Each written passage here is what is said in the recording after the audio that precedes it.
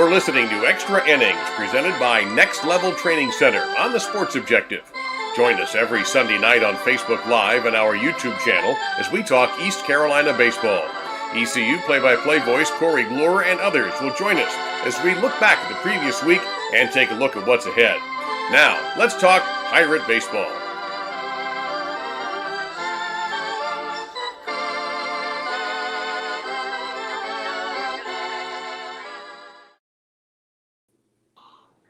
Welcome into the Sports Objective Extra Innings, our final broadcast. Extra Innings brought to you by Next Level Training Center in Greenville on Wimbledon Drive. You can call them at 252-756-NEXT, or there on the screen as you see, nextleveltc.com.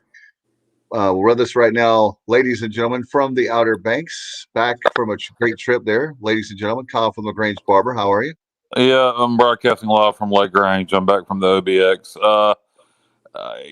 Doing well, guys. So, unfortunately, this is our last broadcast of Extra Innings this year, which means it's ending at least 1 weekend too soon.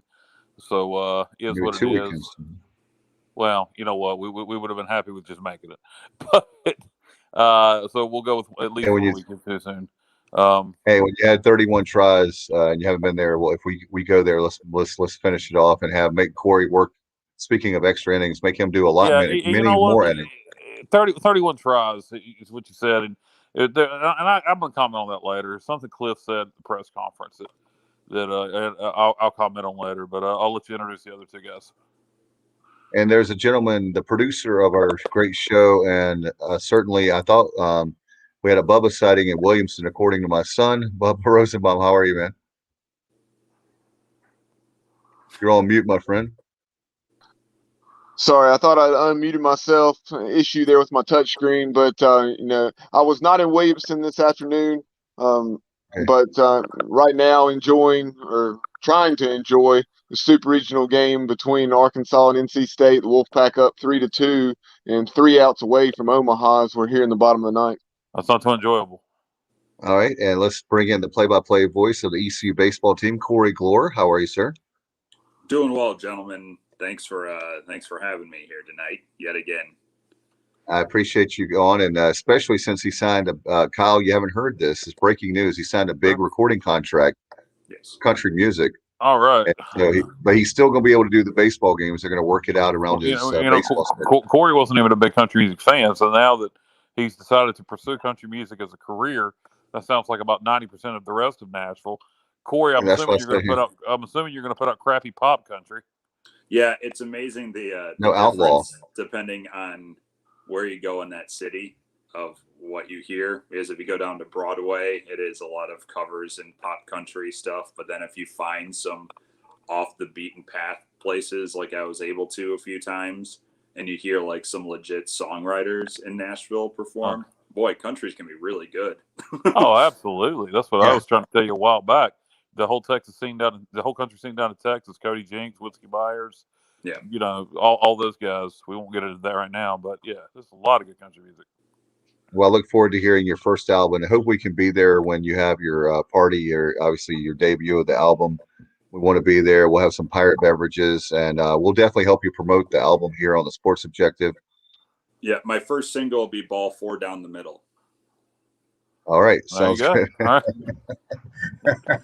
My first single was a double. Hey. There you go. It's going to be all baseball songs, and even you could do a cover of Center Field by John Fogerty. So anyway, Corey, disappointing, obviously, for the Pirates, obviously, this weekend with the super regional, I should say, in Nashville. Vanderbilt, we knew it was going to be a difficult task. I'm really proud of the Pirates. I know that if Cliff were on with us right now, he doesn't believe in moral victories, but I am proud of the fact that if you look back at the season, we've never done it before, hosting 3 straight regionals, never done before for the program. As a coach, he has 3 super regionals now with 16, 19, and 21 with the years, 3 out of the 5 attempts. I know that's not what we want to hear, but at the same time, when you look at this program, we're getting closer and closer and closer to Omaha. It's not as fast as we want it, but I felt like overall that looking back, 44 wins, regular season champions. I mean, there's a lot to be proud of for this season. Yeah, and I think that for all of us will get to that point here about looking at the totality of the season. I'm not there yet because I wish I were just disappointed that it ended this weekend, but I'm still angry at how things went this weekend. Like it felt off the whole time. And so, it's still a little bit raw, frankly, with how it's one thing to lose a super regional, but the way those two games played out, just felt a lot was stacked against them. And that's a really rough way for this to end. So I wish it were just a super regional loss, but it's still, we're 30 hours or so removed, 32 hours from when things ended, and it still just stings. It really stings how those two games unfolded. And they just breaking news: NC State punched their ticket to Omaha. So, well, they're just throw salt on the wound there. I'm not. Don't kill the messenger. I was just trying to. We're talking baseball. Yeah, Johnny Robertson just put it up on our on Facebook as well. And I said on Wednesday, I said this Vanderbilt matchup is the worst possible matchup for us, or really for anybody to draw. They're built for a super regional, like Corey said before the show. I told Bub I'd rather play Arkansas. I said you talk about just a terrible matchup for anybody, but particularly us. I said I'd rather play freaking Arkansas. I'd rather be NC State. And guess who won the pony? The Wolfpack's headed to Omaha. Yeah, the frustrating thing is that I was telling people, usually when you hear about the starting pitching for another team, Corey, and I'll get your comments for all the other two guys as well, is the very fact that you have guys that they're going to be drafted, really big, draft picks, blah, blah, blah. This particular time, you have two guys that most likely are going to be top 5 draft picks, not top 5 rounds, in the top 5, and we have to play against them. Yeah, it's the nature of the beast that the Pirates were dealt this year. That's, you're going to host a regional, great, and you get out of it, but you're going to see a team that was quite literally built for a weekend like that. Yep. And they are built for a College World Series championship series too. They got to get there now. And now with Arkansas off of that side of the bracket, they're the favorite to me. Because Arkansas looked far and away to be the best team. But as Kyle alluded to, matchups are everything in the super regionals. That's everything. And NC State played with their tails on fire here and would have probably been a host team if they were selected in that first group of 20. Instead, they were the number 1-2 seed, and they win the Ruston Regional, so they get that matchup in their favor. And then they go to Arkansas, and, Arkansas, for all of their strengths in the lineup, they had 2, decent starting pitchers and maybe the best pitcher in the nation as their bullpen guy who started today, and they got to him. And so matchups are everything. And the Pirates did draw the worst possible matchup here this year in a super regional. And it negated their strength, which was getting base pressure on, getting multiple runners on, and doing damage that way. That doesn't happen against Rocker and Leiter. It just doesn't. So what you saw is what happened, because it was in a matchup where pitching strength versus offensive strength, pitching's almost always going to win. And that's what played out this weekend. Corey, I thought that if we were going to win this thing, we were going to have to steal one Friday or Saturday and then win Sunday. I think it was going to have to go 3 games. And Saturday, I think we had our opportunities, particularly if the umpire wasn't calling things against us, and just some bad luck with trying to steal a base and not even coming close to stealing it, and just things just happen like that. I thought if we could just steal one against Rocker or Leiter, then win it in Game 3. Well, that's nobody this year against Vanderbilt has started a weekend 2-0. Nobody has. That teams have gone 1-1, and then gone after it for a Game 3. They only lost 3 weekend series all year, but their pitching beneath those 2 takes a huge drop. And so, that was the framework. Was you're not going to get the first 2. Steal one of those first 2, and then your strength comes into play for a Game 3. Problem is they couldn't steal one of those first two. And you're right, there were chances there. It didn't seem like there were many, but they had a couple. They only had multiple runners on in an inning once in those two games, and that was in game one. You talk about the base stealing thing, and you could just tell that was going to be off the table. Even when they got runners on, their catcher, CJ Rodriguez, is terrific at catching base runners. It is almost impossible to bunt off of those pitchers. What the Pirates wanted to do offensively was almost impossible against those two pitchers. No matter how you sliced it, this was not the matchup that the Pirates were going to have an advantage in. And it's a shame because against almost any other team in this super regional, of the other 14 that were around, their advantages play pretty dang well, but not against this team. Something else I said about playing Vandy.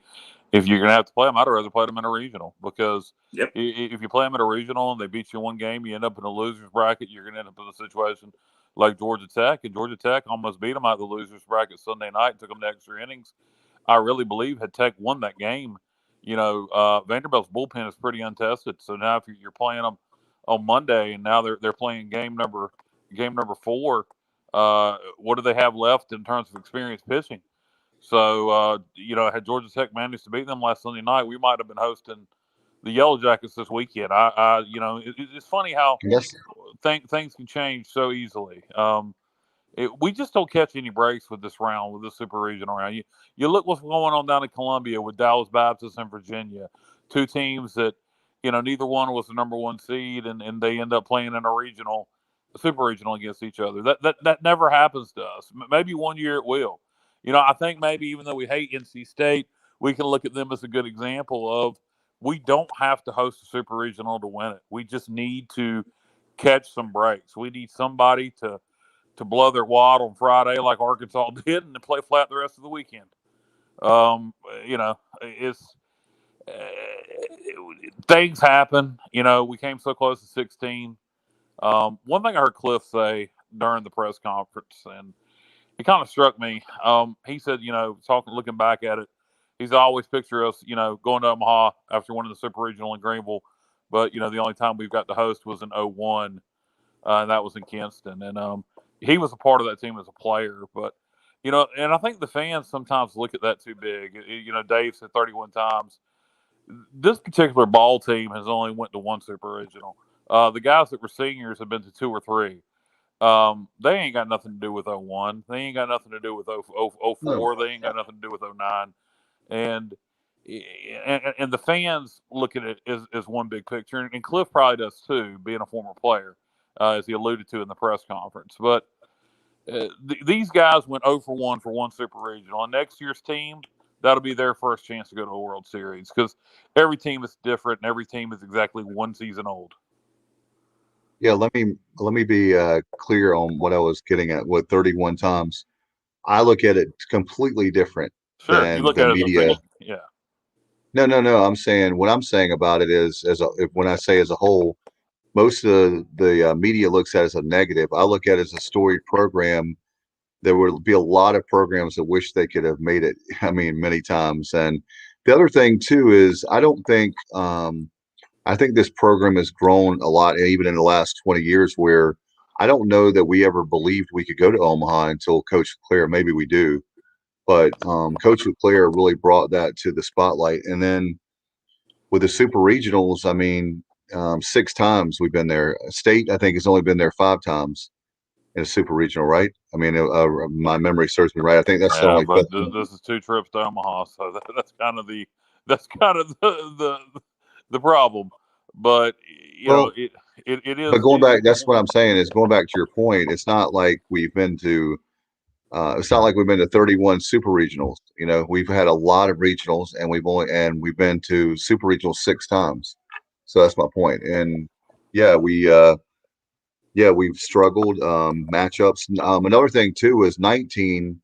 We had nothing left in the tank. We go over to Louisville. It was, I know, Corey, the press box was wonderful there in Louisville, with things leaking all over your equipment. If you're a broadcaster, you're having a hard enough time with trying to think of everything to say and all that. You've got that in your mind. The last thing you want to worry about is, oh my God, I might not have equipment to make it through the third or fourth inning.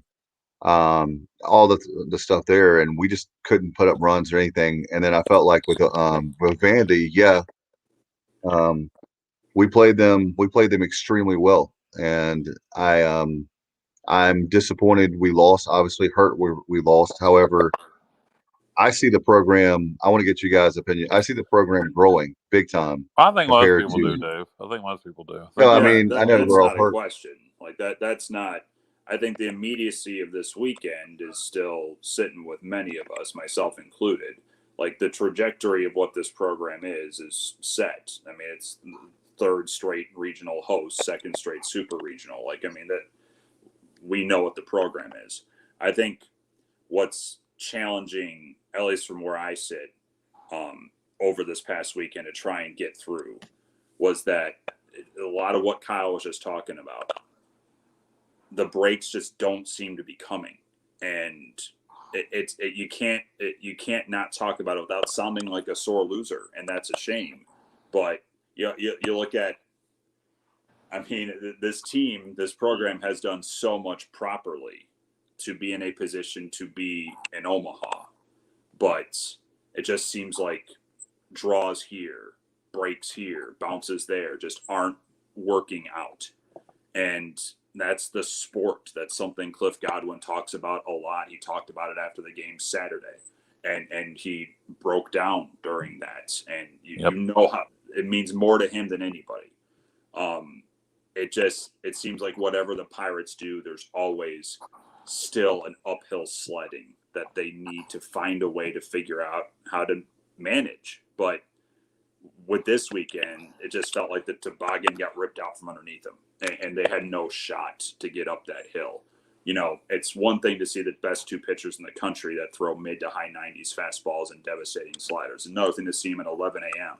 Like, it's stuff like that where you just think about that and you go, oh, well, in 19, they had the first two games of Friday and Saturday as well. And then they had the first two games this year as well because they're not a TV draw. But on Friday, Gavin Williams was the name around college baseball because he got a national stage and he pitched his ass off in what was his final game as a Pirate. It's stuff like that it just seems like you're always fighting resistance against. And I talk about this stuff because I know this is something that, Cliff Godwin would love to be saying stuff like this, but the NCAA would come after him if he did. So it's stuff that you got to keep talking about. You got to keep saying loudly because that's the way it gets changed. If East Carolina as a number 5 RPI is seeded 10th, like in 2019, or if East Carolina is seeded 13th, but is matched up against the best two pitchers in the country, the best 1-2 punch maybe in 15 years in a super regional this year. All of this stuff keeps building up and snowballing. And the only way to make sure it gets the attention that it deserves is to do stuff like this. Now, I'm not saying there's something amiss here, but it's hard not to look at the last couple of years and with what's happened with where people have decided East Carolina baseball should belong in this postseason and say, this just isn't right. Like, this program is one of the best in the country. And it just seems like every possibility they're getting slighted. And so and then you boil down to the two games, and I despise talking about balls and strikes. I hate it, but it's completely impossible to not come out of that series and say, what the hell was that? Like, what the hell happened there? I mean, I've never seen that before. Saturday was bad. Saturday was horrific. Like, it's the worst strike zone I've ever seen. And Friday wasn't much better.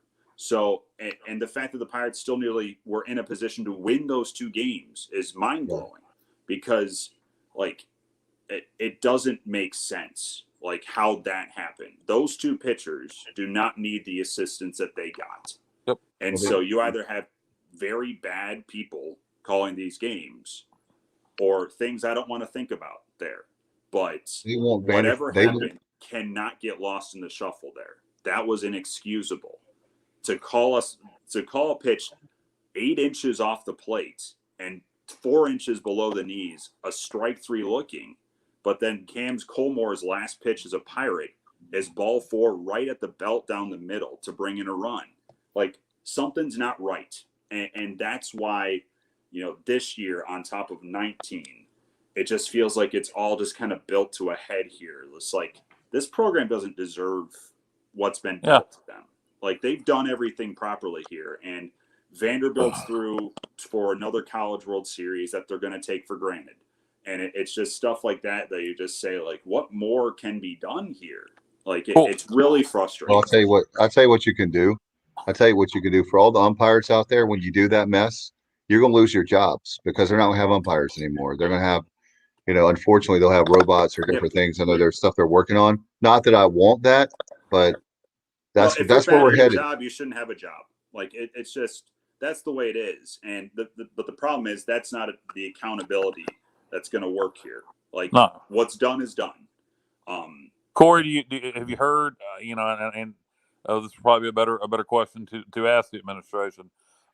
Is Cliff asking John Gilbert to reach out to the NCAA, file complaints like you do in conference about these calls, bring it to somebody's attention, get some clarity on why so many balls and strikes were called incorrectly? I don't know if they're reaching out about that. There were a couple things that were going on, like Vanderbilt was showing replays on the video board there, which the NCAA said was not allowable in the Greenville regional. Like, I think Cliff Godwin had to do post-game press conferences in front of the Vanderbilt backdrop, and we were told that was a no-go here in Greenville for our regional. Like, stuff like that, I think they're trying to make the NCAA aware of. When it comes to what happened that weekend in terms of the strike zone, I don't know if that's going anywhere. I know Cliff Godwin cannot say anything really about that. I know he wants to. I don't know if the school will be addressing that in some capacity. I don't know how they would address that. But you contact the NCAA. I guess that would be it, which sounds pretty simple. I don't know if they're going down that path or not. I would. I would. I mean, it happens in conference play. When back in football season when we got hosed in Tulsa, Gilbert, contacted the conference about the officiated, and the conference released a statement noting that they made a mistake and it cost East Carolina the ball game. Now, they didn't credit us with a victory, but at least they had to acknowledge their mistakes, and the officials, I'm sure, were reprimanded in some way. I would. If it doesn't, look, it's not going to do any harm. So you got to stand up for your team and your coaches. There's only so much Cliff can do. So if I was John, I would with the other things, and whether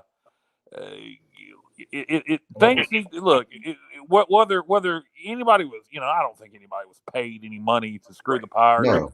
I think it was the national champions, the defending national champions, with arguably the two best pitchers in the nation, and they got every benefit they possibly could because they wanted to see the national champions from the SEC go to the World Series again and not East Carolina. And unfortunately, that's kind of the world we live in. And I think when we do make it to Omaha, I think one of two things is going to happen. I think we're going to be so damn good, we're going to have to host a super regional, and we're going to bash our way through it. It's not even going to be close. Or something like 16 is going to happen, where it's going to be a year we didn't expect to go, and we're going to slip in. And of all years, this is the year we went to Omaha. Yeah. Well, the one thing I want to ask you guys too is the very fact of you're talking about the strike zone, and you watch the two guys. It just makes you wonder. I will say this: I'm not a conspiracy theorist, but when you have two guys that are going to probably go, I was telling Corey pre-show, they're top 5 guys, not the typical rounds. A handful of rounds. They're the two great pitchers. They're the top 5 guys. You don't think ESPN wants those guys to be in the College World Series, and they can say these are future major leaguers, and like that, they want those two guys to be in there. So even though it's maybe not an attempt like a conceited effort, they're still human as far as balls and strikes. And well, oh my gosh, you know what I kind of equate it to when you watch an NBA game and superstars get more foul calls. Like that's kind of what it felt like. Where it's not necessarily by design, nothing set beforehand, but it's kind of seeing who's in front of you and looking at their stuff and getting kind of caught up with it. Like there's no denying the stuff that Rocker and Leiter have. Like, and so when a slider starts on the outside corner to a righty, but then misses off the plate, well, you see the slider starting in the zone, and that works. Like it's just it's stuff like that where it's kind of a whoa thing, and maybe it surprises an umpire to the point where they're making calls off the plate, like we saw in those 2 games. What I don't get is missing clear strikes, like that. Like it's 2 sides of the same coin. With Whisenhunt in his final batter on Saturday, where the I think it was the pitch that was called ball 3 was right in the zone, like right there, and then he walked the next guy, and that was the end of his outing. And then the Colmore one is the obvious one. It's just like I don't think there's malfeasance here, but there is some incompetence. Like it played out in a way that I've never seen before in calling baseball. And it could be malfeasance. It could be another one. It could be simply that the umpire wanted Vandy to win because really, people are fans of somebody and everybody. I mean, sometimes you like people, and it could have been intentional, just because he's a Vandy fan. Hey, Corey, how about the fact that the strangest thing for me, and help me understand, I know you listen to you guys, and I had it on mute on the TV, but what was going on? To me, speaking of strange, since we're on that topic, having those pagers, I said, what is this, the 1980s? Your pagers are going off? What's going on here that you're standing right beside Whisenhunt, you're talking to, the starting pitcher, and then because the pagers go off, then they have to go to something that's not even it's not even a replay. I mean, those kind of things, I'm sorry, should not happen. Is that? Well, I'm wrong. I think that was more of a time issue, because they're usually in these games there is a person that stands in the field and notifies umpires when a commercial is ending for television. But those aren't around this year due to COVID protocols, and so the umpires are keeping time in between half innings. And I think there was just a confusion, like someone didn't start the clock, and so that was the confusion there. That I didn't get that explained. It was very strange. I've never seen that before, but that's the best I could figure out what happened there. Okay. It was really weird. And I know Cliff had every right to, you're like, it's messing up. It just seemed like there was that. What I'm trying to say is that it was maybe it's Carson warming up on the mound, and so then he had to stop. And then they wouldn't let him. Yeah, and then they wouldn't let. Wasn't it Gavin?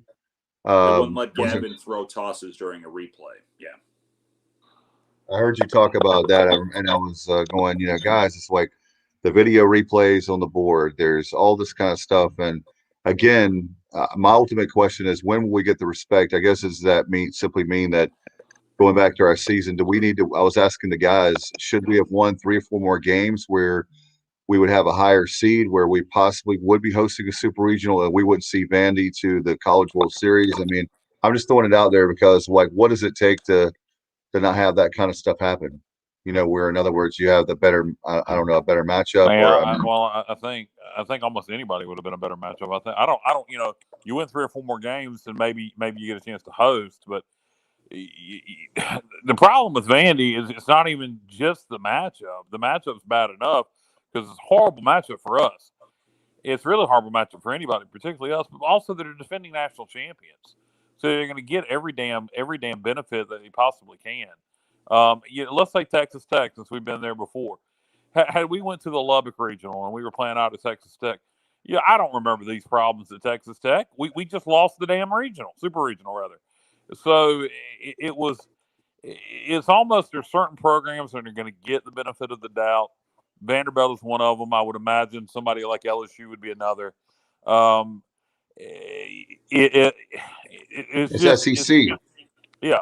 Well, yeah, and it's like I said, if you go to Texas Tech, for example, or Arizona, or you pick a school, even if we weren't hosting, we'd have been much better off, not only from a matchup standpoint, but from a bias standpoint, in my opinion. The SEC guys, remember the '97 Alabama game down at Legion Field? Yeah, 98 when we lost. '98. I'm sorry. Okay. 23-22 or whatever. Yeah, you mean where they got credited with a timeout they didn't have, and Jesus Telling Christ. the SEC, baby. Yeah, the SEC. I'm telling you, when you have to fight a conference, they're not going to. And you're playing again on their home field. You're playing against 2 top 5 draft picks, and yes, they're good. Like Corey said, they didn't even need to have. They didn't even. That's my thing. Going back to what you were saying earlier, Corey, that bothered me, and you already said it, but it was bothering me watching those games. Is that it's not like that East Carolina had like an advantage in the pitching, so we got to help Vandy out here when those guys are. I mean, when is that going to happen again? To have 2 top not guys that are going the first couple rounds. They're going to go in the first few picks. That's how good they are. Right. Well, and, so they didn't need any help, like you said. To be fair, especially yesterday is Saturday, right? Yeah. There were a good number of pitches that Leiter threw in the zone that were also called balls. Like the strike zone was crazy yesterday. It just seemed as though more misses were happening against Carson and against the Pirate bullpen than against Leiter and Maldonado, who came out for Vanderbilt. And then the day before, Rocker's slider got some pitches off the plate that were called strikes. And Gavin struck out 13. Like he certainly had, took some advantage of a little bit of a wider zone, but there was a good curveball that was called a ball to start off one at bat in the middle of that game. Like it's just things that you don't quite understand how they get missed. That happened and just kept stacking up, especially yesterday, to where like my job's to speak, and I was left speechless towards the end of that game. Like I think I even said I don't know what to say anymore. Like it blew my mind. And when my phone's blowing up from people who I haven't heard from in a long time saying, what is going on here? Like, what is with this strike zone? And I know the ESPN guys were talking about it. And the umpire had a camera on his helmet. So you could see like there's no hiding from it. And it just kept on going. And it just like, it just, I don't know. Like, I just don't know. It is brutal that that's the way this ended. Like, it's one thing to lose. It's another thing to lose like that. It's really hard. And like 2019 is easier to accept because Louisville was good, but we just didn't. Yeah, we were gassed. We were not the same team in that Super Regional 19 that we were for that regional run. Like they were out of steam, and once they knew that we're playing at 12 noon on Friday, and they're like, we won't be there. Like, I mean, we can't visit. Like, we'll be there physically, but we're not there. And what happened. They got beat by the better team that weekend. Vanderbilt, talent-wise, is better than East Carolina, and they might have still gone 2-0 this weekend. But it just felt like whenever there was even a glimmer of an opportunity for the Pirates to try and get something going on either side, it got taken away in some respect. And that's hard to swallow. Corey, question I had for you guys. Go ahead, Dave. I was just going to ask you guys this. I'm sorry, Kyle. And then we got some comments from the viewers too. But I want to ask you guys, do you think, I was thinking about this over the last couple of days, would we be at an advantage to play? I know we've done Ole Miss in the past. Would we have an advantage to play at Vandy, not for RPI, but for the fact of it would just be interesting to see, would we get better calls in the regular season versus in that moment in the Super Regional? I'm just curious about that. I know I have strange thoughts that are going through my mind. Would it be any different? Would it be any better? Yeah, I don't know if that matters because the 19 team played, heavyweights. They went out to UCLA. They played Ole Miss and Mississippi State that year. And I don't think that matters. What I was going to ask Corey and Bubba Dave, if you've had a chance to, to watch the whole press conference, I don't know who took part. I don't think any. I know I didn't. I don't think Bubba, you or Dave, either one took part yesterday. But I watched it in replay on YouTube. I've never. That's right up there with one of the most emotional press conferences I've ever seen in my life. Coach Godwin was emotional. He had players crying. It was tough to watch. Yet you need to go watch it. If you're a Pirate fan and you haven't watched that press conference, it's tough to watch, but you really need to go watch it. Yeah, you're bang on. Like it was really hard to watch and to see. Cliff is very emotional about this team, and especially after Saturday, it was very raw, and it still is for him. But to see, Cam and Matt and Tyler sitting there, and Tyler was a dang mess. That was so pitiful. And, Tyler, I think got one question asked him. He didn't pitch in this super regional, and so he didn't get one more chance to get out there as a Pirate. He had a terrific swan song in the regional final. But you talk about three guys that have had some extremely high highs for this program and also have struggled. I mean, they have been through it all, whether it's injuries or ineffectiveness or both. Those three, they all chose to come back. They could have left for one more shot at this, and to get this close again and not be able to get there. It breaks your heart. Like it really does. And boy, when we landed last night, when the charter got in last night, I said goodbye to, some of the guys, the ones that we know are going to get drafted, Gavin, Connor, Francisco, those guys. But then to say goodbye to those three, and I pulled Tyler aside, and I called his games in high school. I've called his for about 7 years. Wow. I've called him. I've called football and basketball in high school, and then 5 years of baseball with him here. And he said it's been a long time, and I said you broke my heart today, kid. But I can't wait to see what you do next. Like it's things like that when you see games like this weekend play out, the finality of it hits you so hard when it comes to an end. And for those three, boy, I can't think of just three better guys that have been through this program and now led this program this year. Without those three, forget about what they were on the field. Without those three, they're not in Nashville this weekend. Like, I have no idea. They're not playing this weekend. Like, it's like what those three did to help mold this team to where they got to this year is irreplaceable. And to see them sign off yesterday was rough. It was really, really rough. But that's the nature of this. That's college sports, and it's rare to get a relationship with guys like this and have them around for a third of their lives, like those three were here at East Carolina. It's a hard watch, and it was hard to kind of say goodbye to them yesterday. That's what they've been to this program. Like you're saying, Corey, the human element of it, and Cliff Godwin getting emotional at the press conference, as well as with Brian Bailey in a little interview he did with him. And obviously guys have plenty of reasons to want to come play for East Carolina, but if they need another, seeing Coach Godwin and just how much he values those relationships, you don't get that at every school, and some you do, some you don't. But man, Cliff, when you hear him saying Omaha doesn't matter right now, my guys are hurting, that certainly hits you.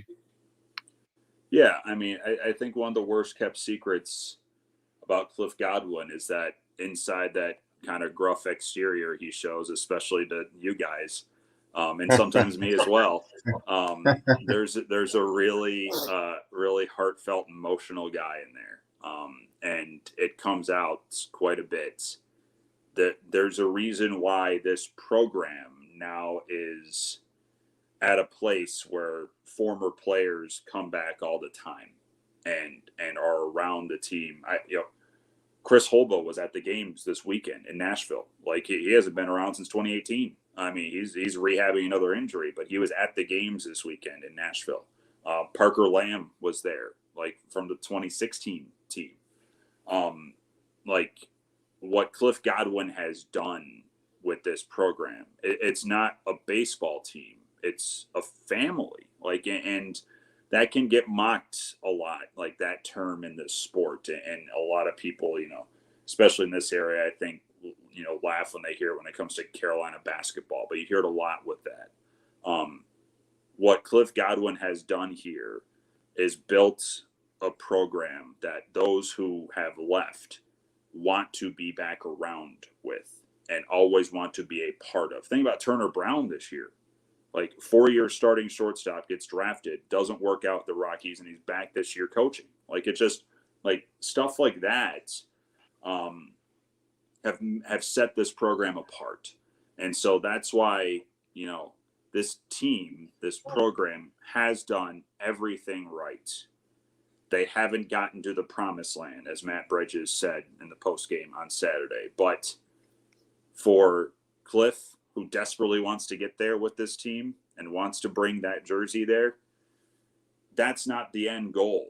Like, he's built a place now where everyone is still a part of this program. And that's what he wanted to build. He said earlier last week, Omaha is a lifestyle, not a destination. And, you know, people might smirk at that a little bit.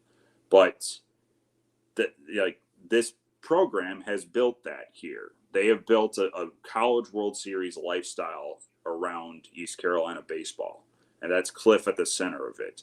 So it's the people first. It's the player second here. And that's why it's when he's asked about missing Omaha, that's not on his mind. Like, he's saying goodbye to those 3 guys who are sitting at the table next to him. He's saying goodbye to maybe the best pitcher to ever throw here, at least for a season. One of the best second basemen to ever do it here for a season. Going to say goodbye to his first baseman, maybe his center fielder, and a couple of guys, some veterans who may not come back. Like, we don't know what things are going to look like next year for some of these 4th-year guys. That's what's on his mind. Like, he had the players over to his house today, like, it just to hang out and have one last get together before they all go off to summer ball. Like, that's what this program is. Be bummed that we're not the College World Series this year, but understand that, you know, the trajectory, as you mentioned before, Dave, of this program is so sky high because of how Cliff Godwin has invested in the kids that he's brought in and the staff that he's brought in from the very start. Yeah, Bubba, Corey, I know we had. you brought up the team going over to Coach's house. I saw a tweet from Coach, a nice belly flop, and really more of a chest flop from Riley Johnson. That was impressive.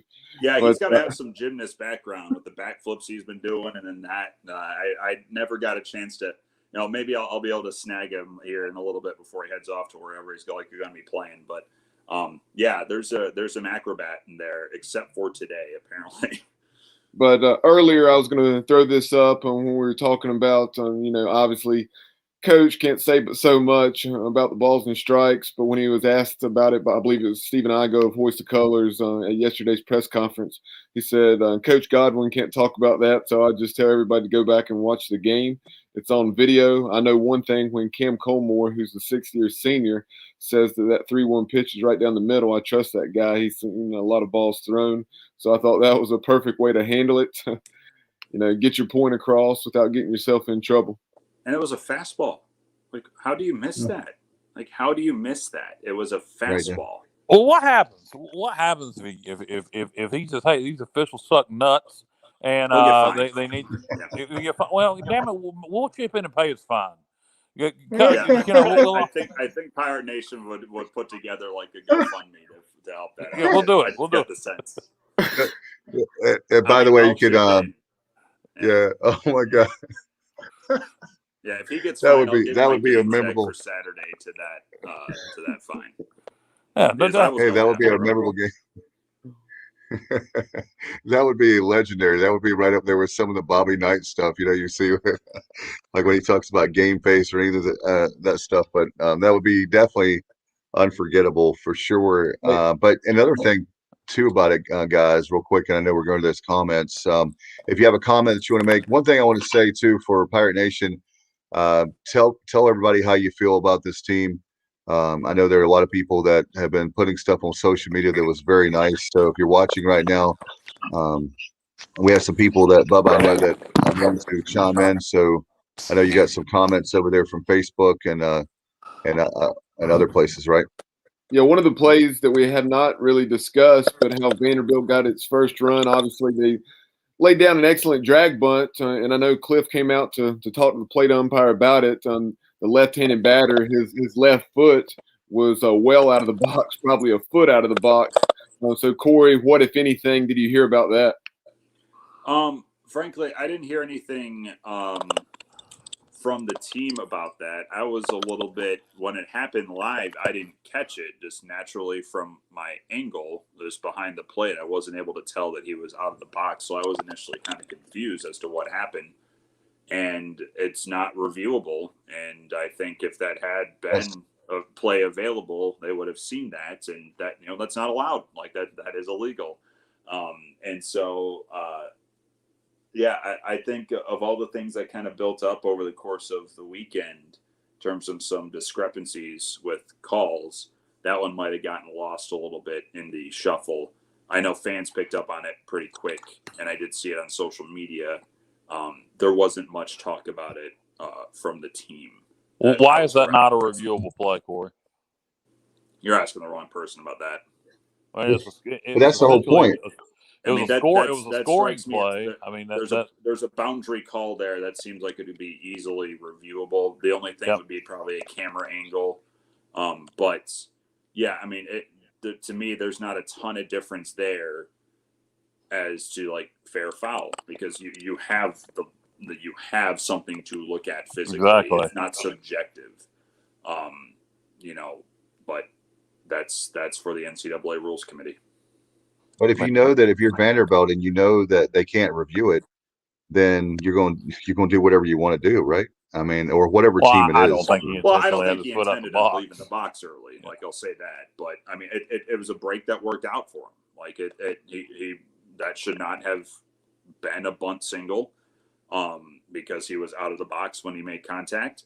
But it's not reviewable, and it wasn't called in the field, and so they took advantage and they scored a run off of it.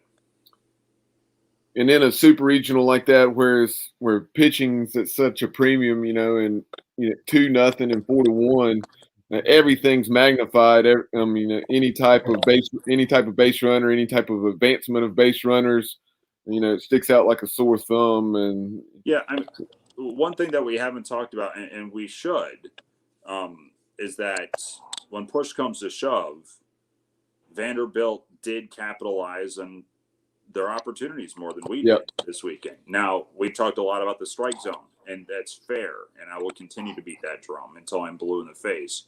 But Vanderbilt had chances. They put some more runners on, and they were able to take advantage of those. That's what their good teams are able to do. Championship teams are able to do. Yes, they got breaks. They got plenty of breaks. But they took them, and they scored off of them. And that's why we're talking about a loss here as well. Yeah, to your point, Corey, I know yesterday's all 4 runs were 2-out RBIs. Yeah, I mean, there was the 5th inning when they scored a pair off of Bridges, but what set that up was a controversial walk to end Carson Wisenhunt's day, and look at what happened. Hey, that came around to score. And then the 9th inning, which, I mean, was a punctuation to everything in those 2 games in Nashville, where it shouldn't have been. Who knows if that 3-1 pitch is called a strike, Cam might still walk in that run. Like, we don't know, but it was called a ball, even though it punched a hole in the middle of the zone. But that was after Bradfield's double, and that made it a 3-1 game. Like, it's just Vanderbilt got gifts, and they were happy to accept them, and they took advantage of them. The chances that we had, we only had multiple runners on in 1 inning in 2 games. Yeah. We couldn't do anything with it. There are many reasons as to why that happened. And with Bridgie, he had I think it was a slider maybe that, it looked like maybe strike 3, if I'm not mistaken. But it seems like, we could have gotten out of that and then don't get the call, and then, like you said, to Vandy's credit, they capitalize on it, and with the 2-run single. Yeah, to be honest, that at bat, is kind of foggy in my memory bank as to how that one transpired. I know it was a fastball that Carter Young hit to drive in a pair, but there were enough questions throughout those two games to fill a sizable portfolio if the school is thinking about it. Like, it just, that's what overshadowed this weekend to me.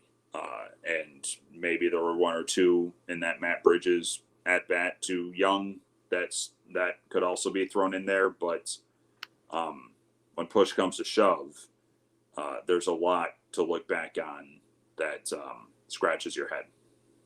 One thing that I wanted to mention, and I don't know how many other people feel this way, and it's not just this year. I've always kind of felt this way.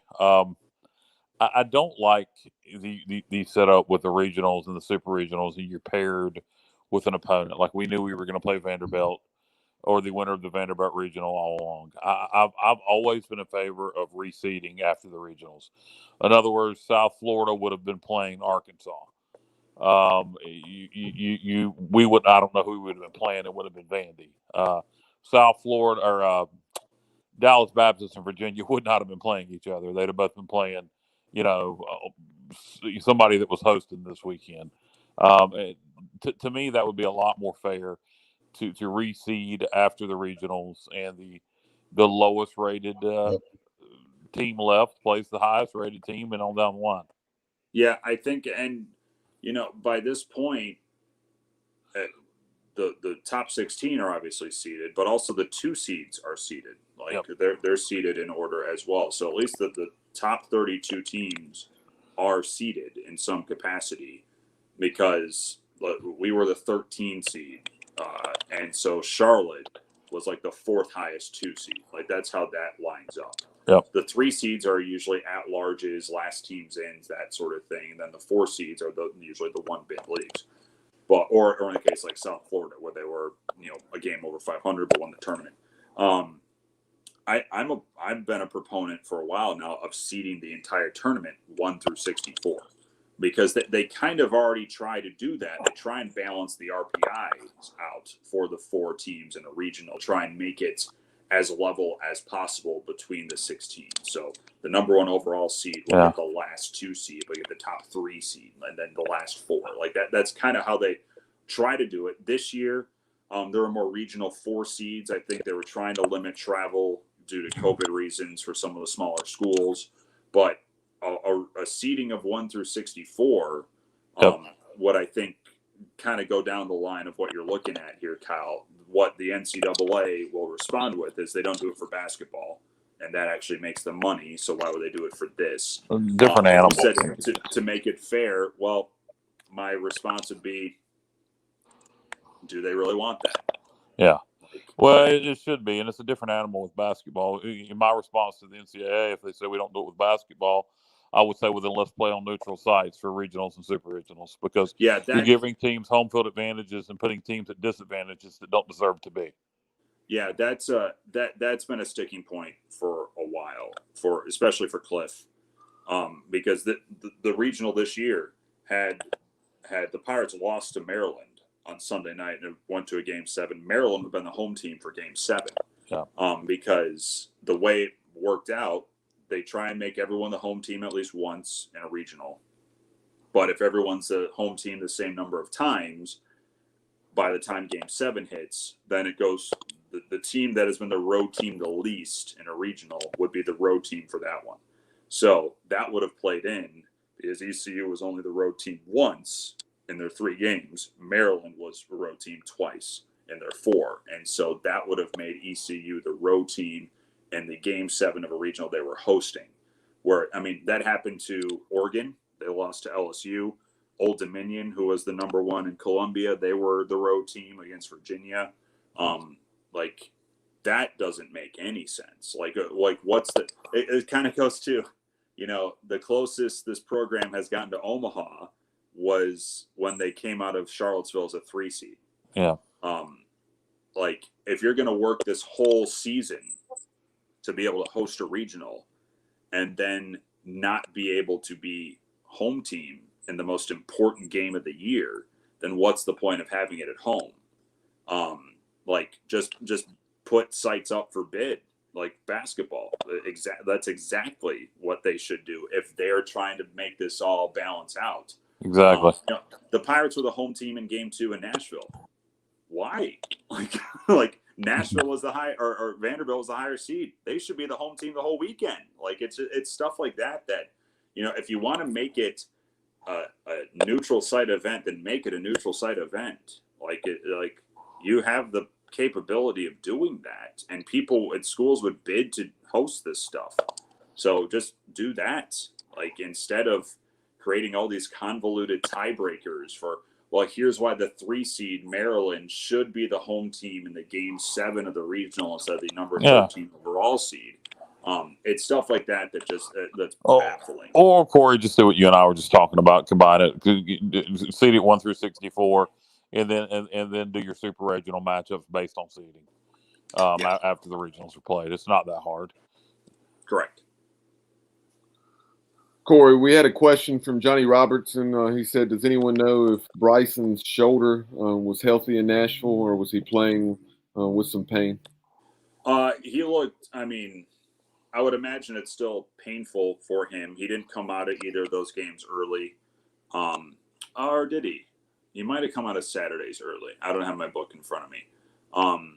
But yeah, he wasn't 100% yet, but he was still at the point where you weren't pulling him out of the game unless like he could not swing.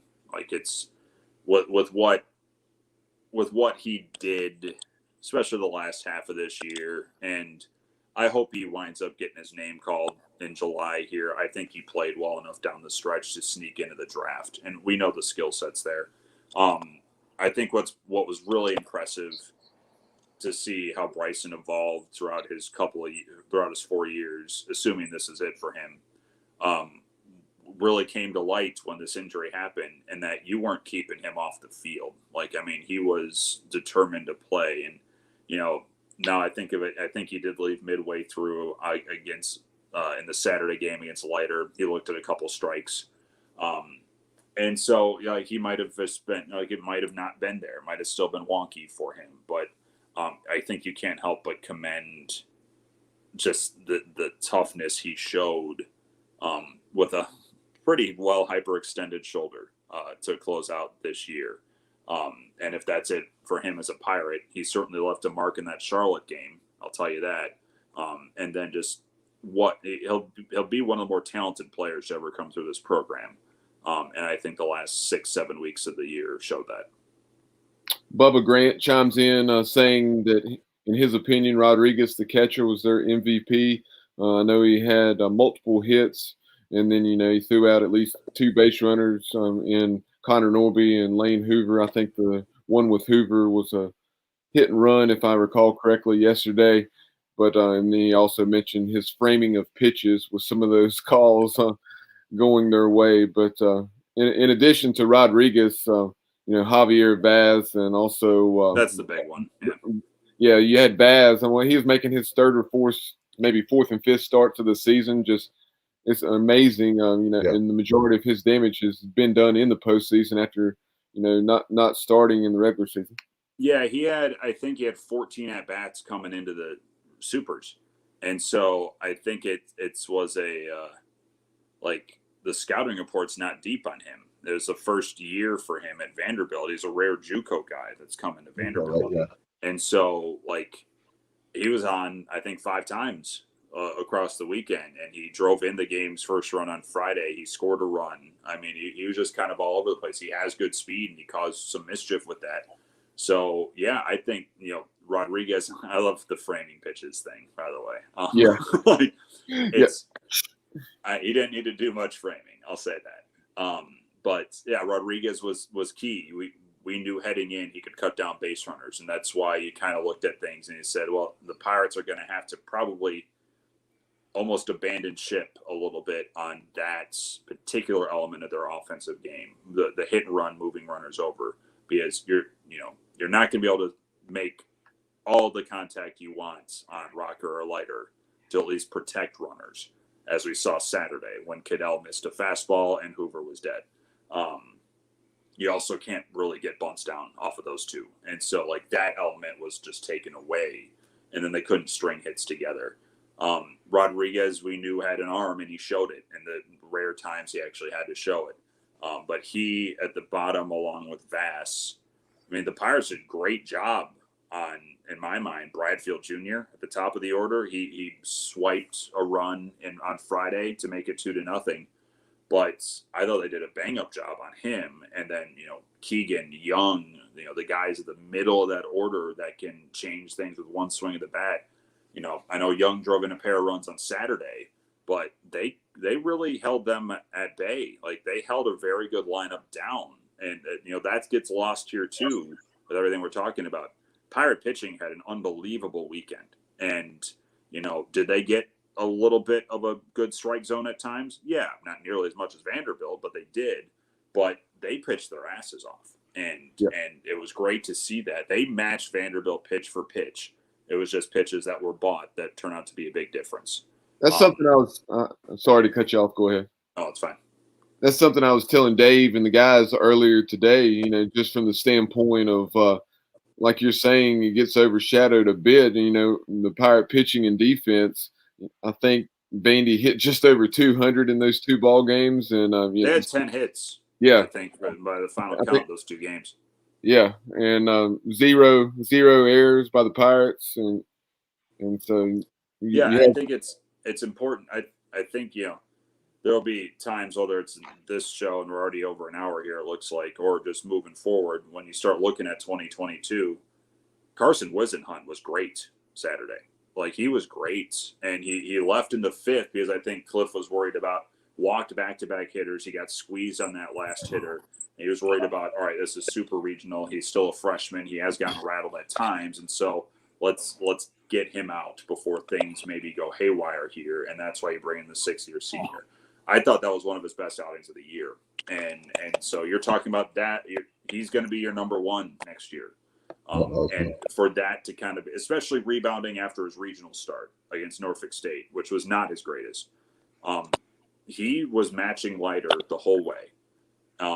And so to get that kind of as a jump start into what he might be as a Friday guy in 2022, don't lose sight of what he did over that game as well, because we know he's got the goods. And he was able to showcase that. And it's been a little while since he was able to showcase that. He looked kind of off since he returned from his arm soreness injury. That was the stuff we heard so much about with Carson Wisenhunt. That's the guy we saw at the start of the year as well. And it wasn't a long outing, but it was a really special one. And so heading into 2022, that's your ace.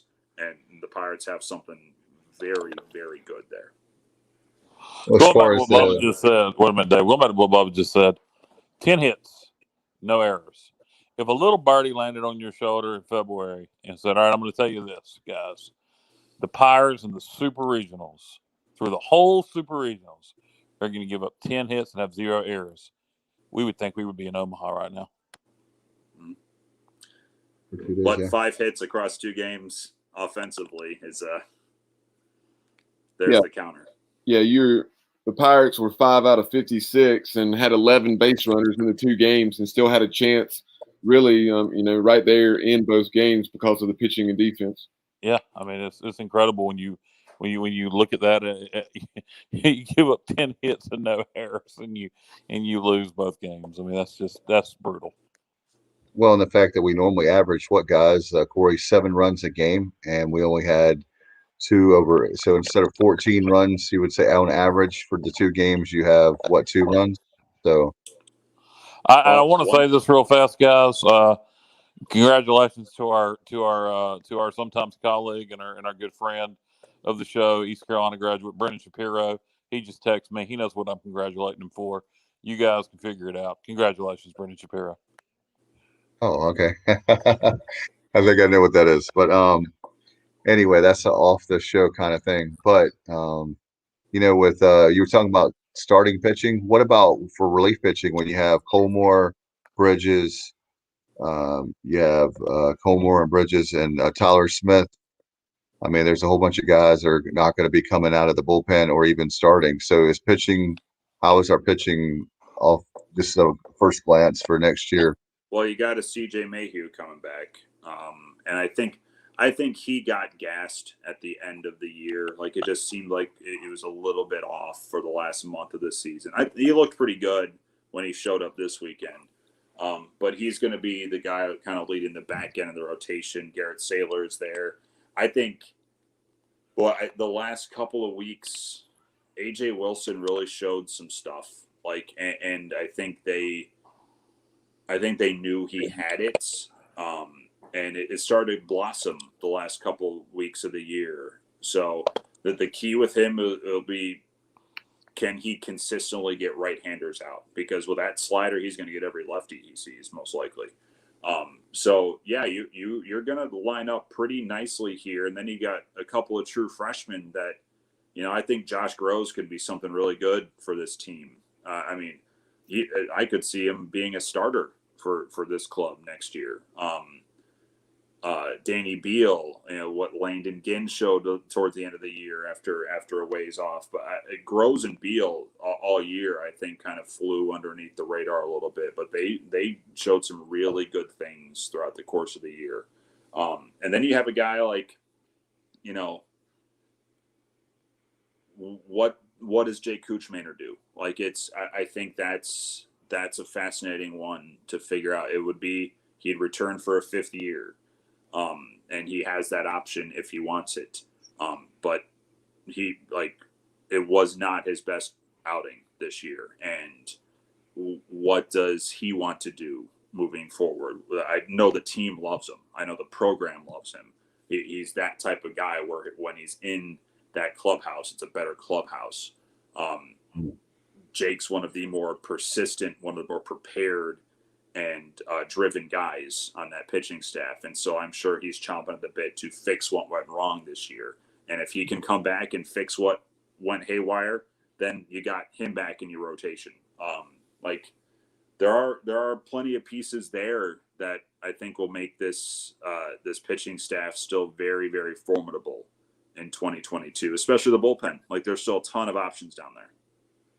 Yeah, you read my mind, Corey, as far as Cooch, and very quickly, Dave, and just, earlier you're talking about, Bridges, Smitty, and Colmore, and everything they meant to this year's team. And obviously, like you just alluded to, Cooch had a huge leadership role this year, to hopefully it'll work out. He'll make the decision if it's what he deems in his best interest to come back.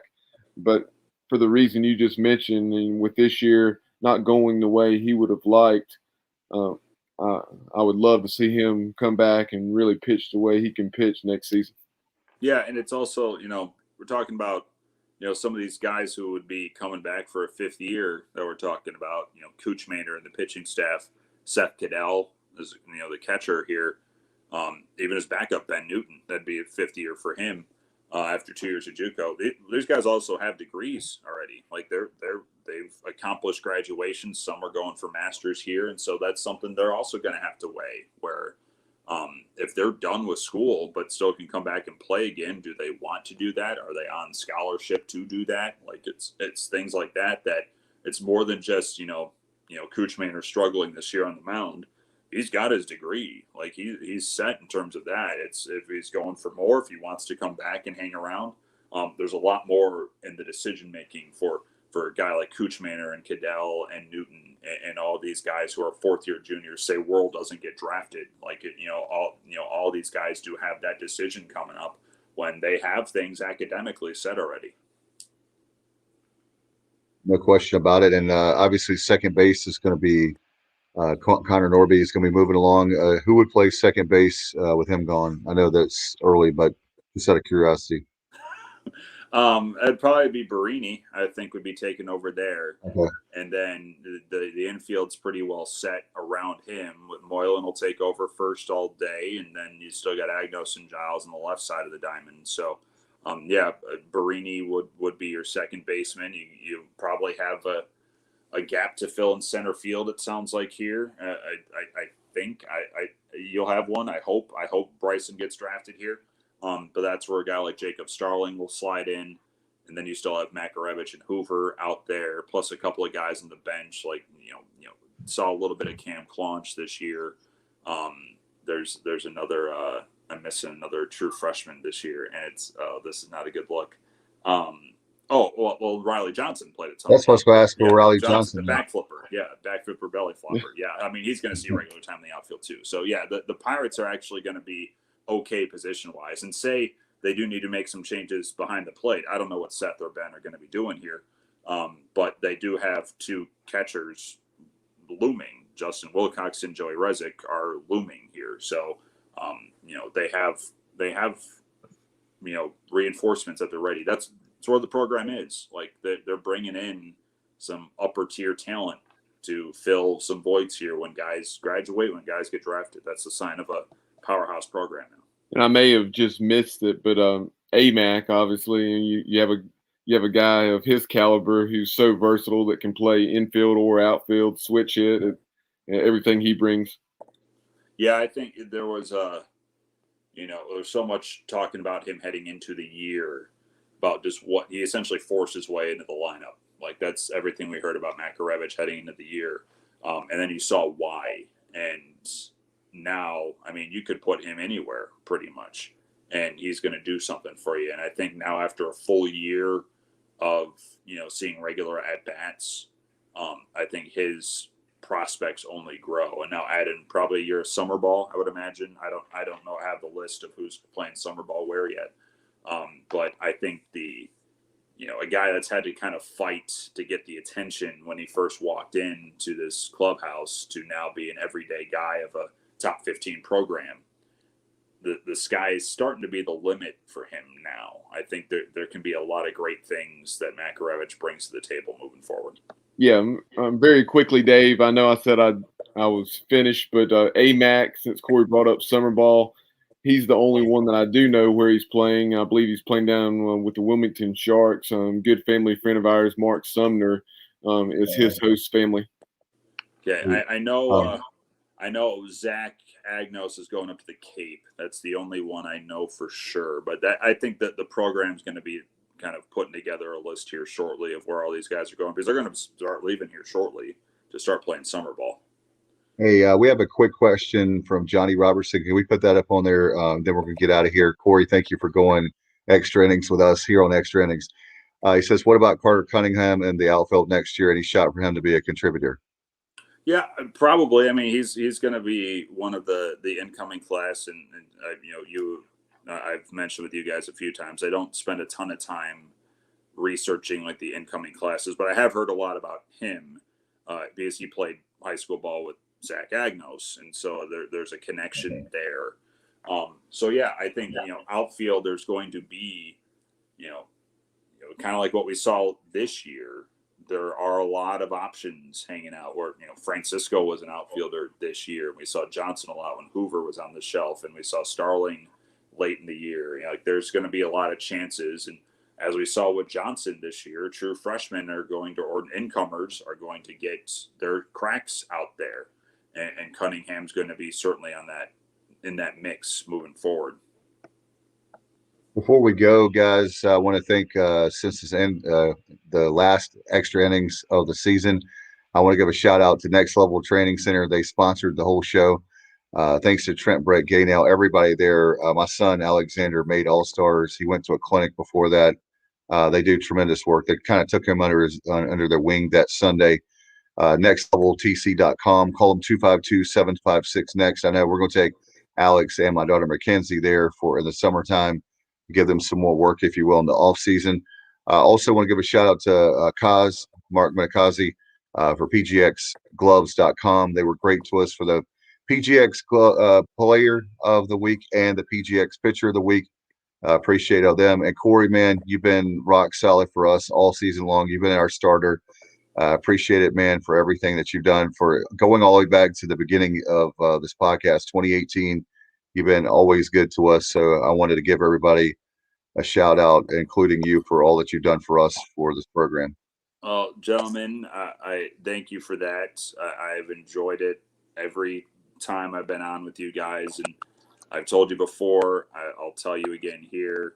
I love I love what you put together here. It's something that I think this community, this fan base has been looking for, and what you guys have built, and now to the point where we're doing, video calls about this every single week, and people are watching it live and then going back and watching it or listening to it and downloading it. People don't know the hustle that you guys are doing here, the behind the scenes work. But I recognize it and I applaud it. I admire it. Keep on going here, boys, because you got 81 days till football starts. So, I mean, it's you guys do awesome work, and I know it's appreciated by many of the fans around Pirate Nation. And thanks for letting me be a part of it here the last couple months. Appreciate that, Corey. It means a lot coming from yourself, and hard to believe that year 6 is in the books for you. Yeah, I mean, it kind of happened both quick and slow. This year was a strange one, no question.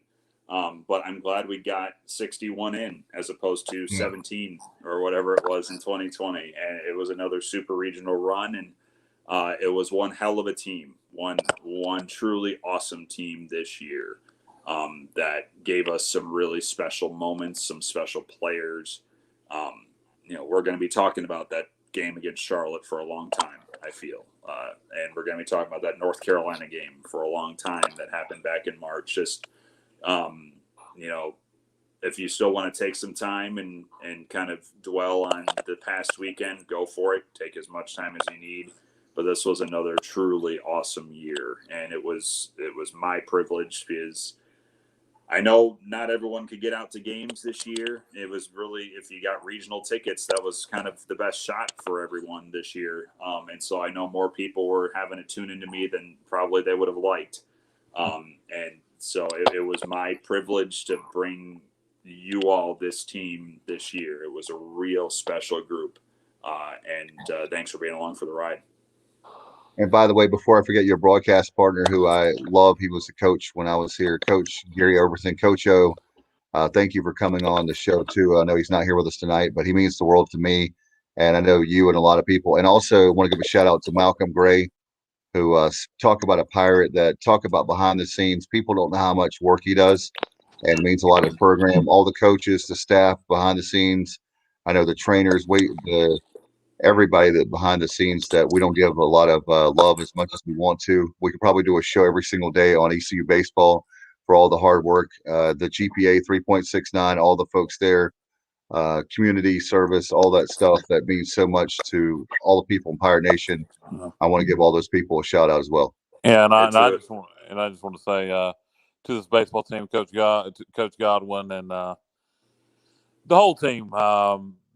Thanks for giving Pirate Nation something to be proud of. Football, has been a struggle. It's on its way back up. We're going to be there soon, hopefully this year. Basketball kind of always is what it is. But this baseball team, for a while now, has been the shining diamond of East Carolina. And so thanks for giving us another great year where we can feel like, we are the big dog in the conference and don't even kill with anybody else in this area. In at least one sport, and that's baseball. So thanks to Cliff and this team for keeping that tradition going and growing. All right, and Corey, before you go, we'll give you a chance to. What are you doing this summer?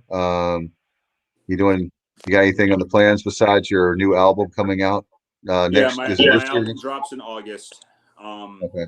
I mean, it's. I'll notify you guys. I'm going to hire at least Bubba to be my agent. Because he's essentially been my agent for this.